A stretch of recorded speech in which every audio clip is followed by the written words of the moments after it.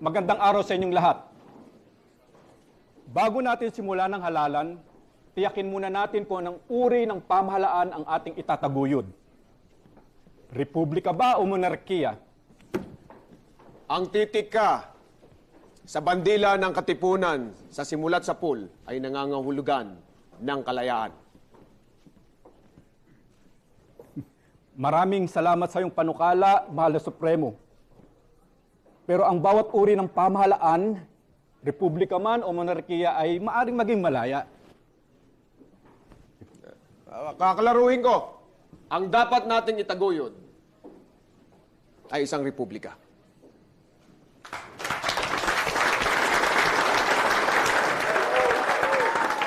Magsisimula na tayo. Maghahalal tayo ng mga opisyales para mamuno sa pamahalaang panghimagsikan.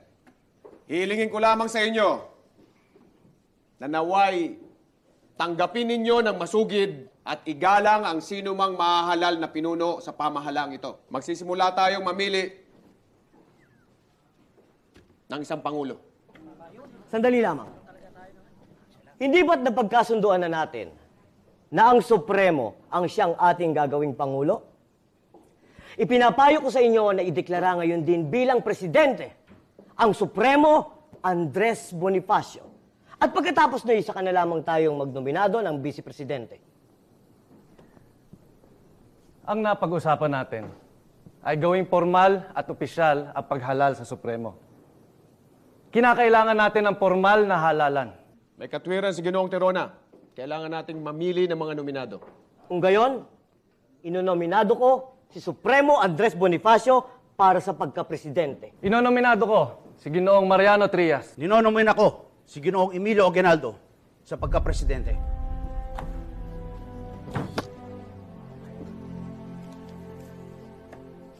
Bawat isa ay bibigyan ng papel. Yun ang magiging balota. Pakisulat ang pangalan at pagkatapos tiklupin ang papel.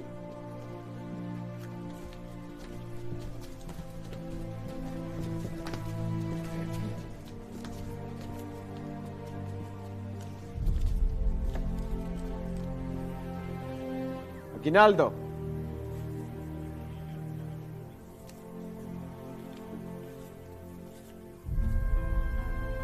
Aguinaldo.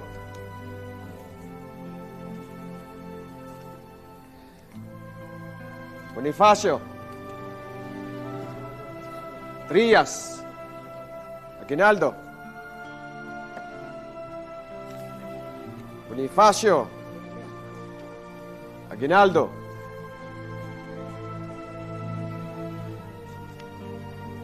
Aguinaldo. Ang ating presidente at presidente ng pamahalang himagsikan, nahalal en absensya,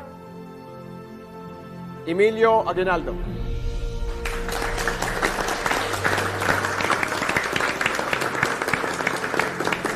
Huwag naman itong sasayangin ng mga bala! Tutok ang mga kanyon sa mga kalaban! Fuego!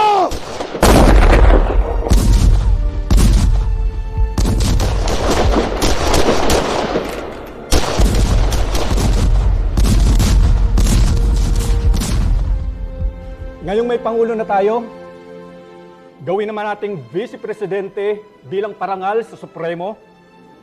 Ang Supremo! Formal at opisyal, senyor. Formal at opisyal. Kung gayon, inonominado ko si Supremo Andres Bonifacio para sa pagka-Vice Presidente.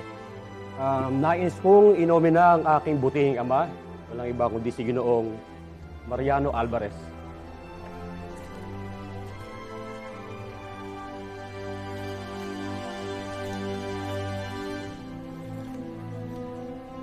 Bonifacio.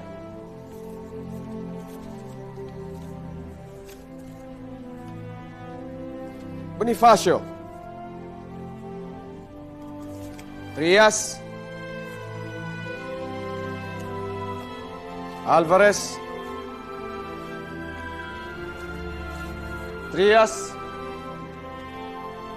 De las Alas. Trias. Mga Ginoo, ang ating Vice Presidente ay si Mariano Trias.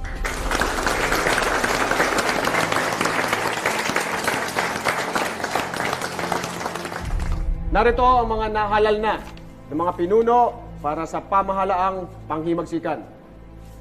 Presidente Emilio Aguinaldo. Vice Presidente Mariano Trias. Kapitan General Artemio Recarte. Ministro de la Guerra Emiliano Riego de Dios.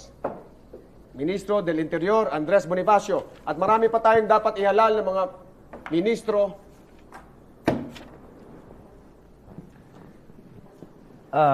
Hindi ko po nais na manginsulto. Pero ang mahalaga, sa Ministro ng Interior ay may mataas na pinag-aralan at eksperto sa batas. Hindi po ba na hindi naman karapat-dapat si Don Andres Bonifacio dahil inaamin naman niya na siya ay walang mataas na pinag-aralan?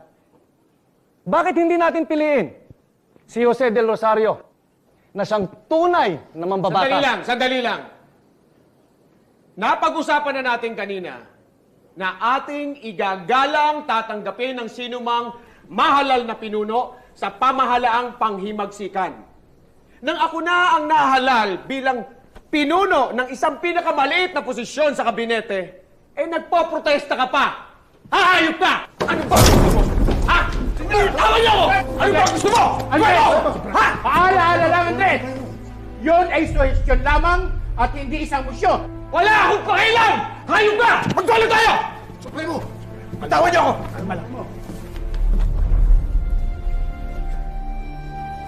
Bilang pinuno ng halalang ito, dinedeklara ko na walang saysay at walang bisa ang halalang ito.